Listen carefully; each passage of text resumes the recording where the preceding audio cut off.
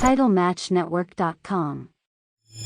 Yeah, we used to in junior high school, 8th grade, we would be running winter workouts, football, and there was I guess we'd say nothing but kayfabe part, and we do pro wrestling, and we'd all just just have a blast.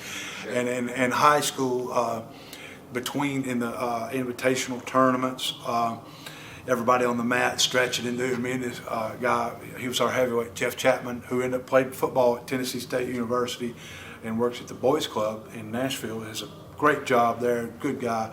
Played for Tennessee State. He got a few tryouts. He played some Canadian ball, but we do pro wrestling, and he was always Bearcat Brown, you know what I mean? And he was. And I was always, of course, Tojo Yamamoto, I got to throw him in there, and I was always, I always loved being, I'd have a mask. I'd be the interns or the Mighty Yankees, but it wasn't nothing like that. And I'd be different people. I was always a heel. I'd take bumps down the steps like Jack does and everything. I would, but just messing around. We'd have a blast. But yeah.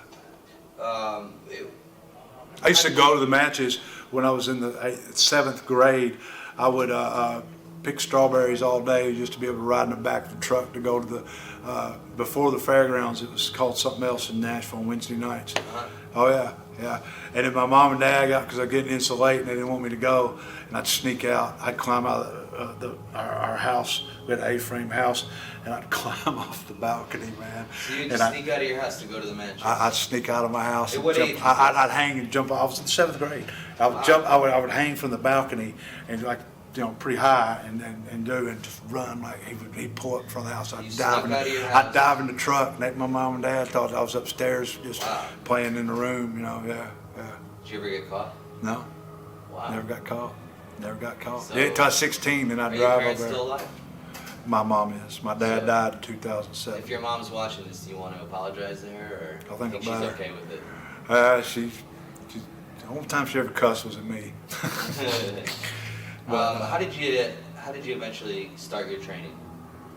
I was going to school to be a coach and teacher, and my high school, they wanted me to get my degree and come back and coach football and wrestling at Springfield High School, and it was all laid out, and they even had a girl laid out for me that was perfect. She was a year older than me, and she was hot, but Audrey Doris. She's married now, got 4 kids. But all of that whole deal, I was going to coach, and when I got out of school, when we head coach, but eventually, Coach Thomas and Coach Pearson. Coach Thomas was the head wrestling coach. Coach Pearson was the head football coach. And after my sophomore year in college, my freshman year in college, I cracked a vertebrae in my neck.